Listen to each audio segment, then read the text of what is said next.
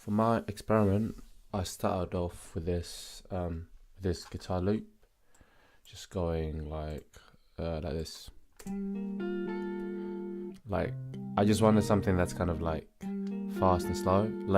Originally it was at a faster tempo, then I slowed it down to 110. So that's why it kind of sounds a bit stretched out because it's a bit stretched.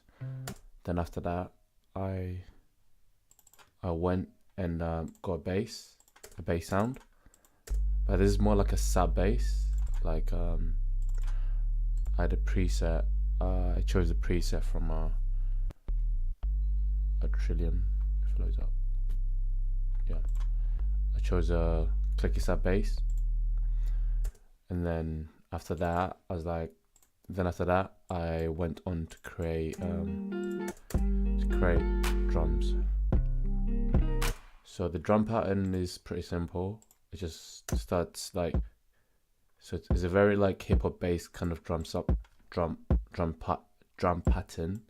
So nothing really special, kind of it's giving it like a bit of space, and then the clap, it's kind of like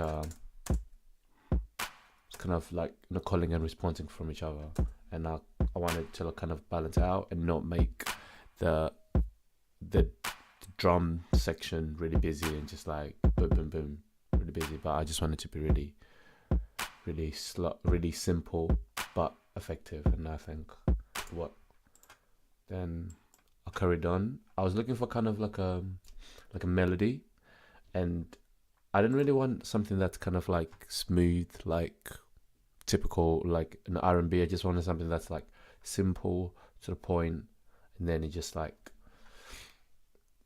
effective in the context of the song. So I kind of went for like a piano sound. Just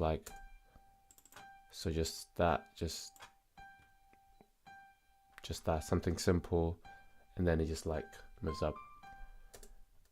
And then in context with the guitar loop,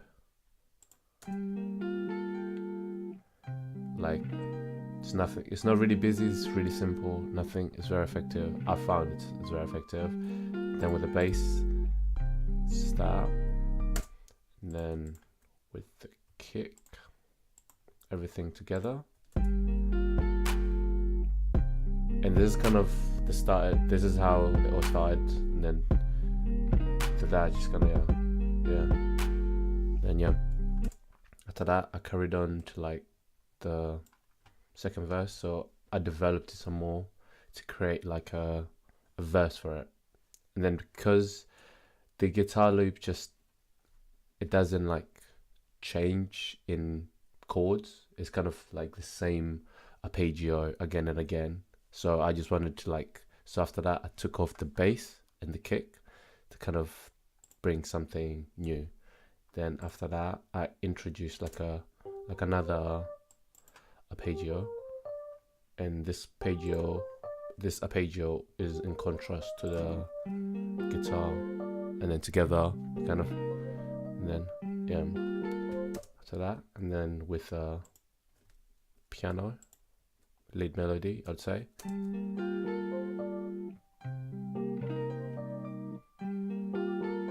So just fall on the floor.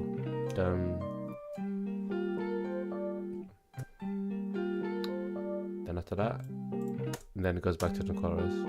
Chorus is kind of like the first verse.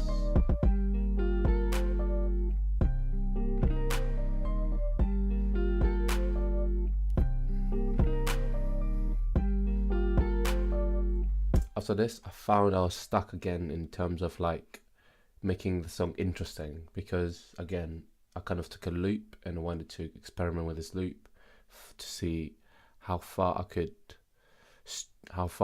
stretch out the idea.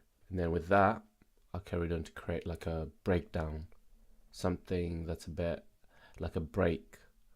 So what I did was I kept the drums exactly the same, but I moved the bass an octave up. So the bass is normally like an octave down, really down and low, and quite bassy, quite subby, whatever.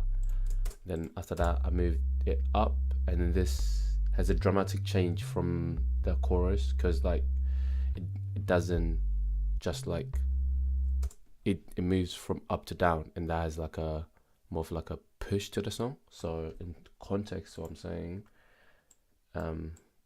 if you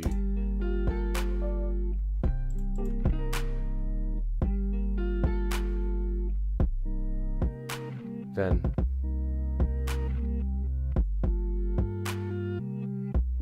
so that, and then as well, yeah, I forgot to mention, I also reversed the loop. So the loop normally sounds like this.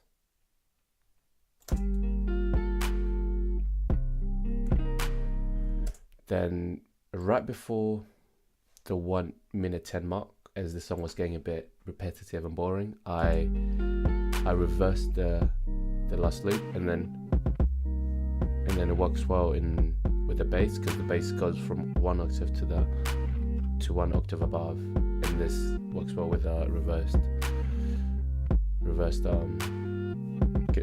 loop. And then I also changed up the notes, so something like this. Then after that, we go back into the chorus, but the chorus this time, it kind of has a pre-chorus and then it goes into the chorus.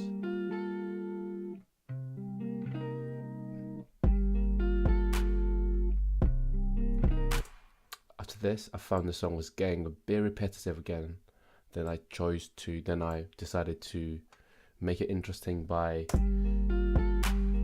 what I did was take the first loop and then repeat it twice, and then release it with this, so it kind of causes a bit of tension. So it goes,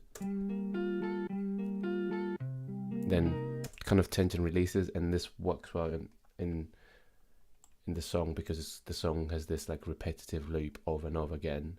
But with this, kind of changes up, makes it a bit more interesting, and kind of creates tension, then release at the end of it. Then this just goes on for like 8 bars, and then after that, it goes into the loop again. Then it goes into reverse loop again.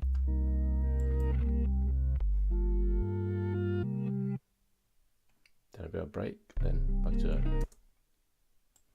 This is how I made this song what it is, and yeah, thank you.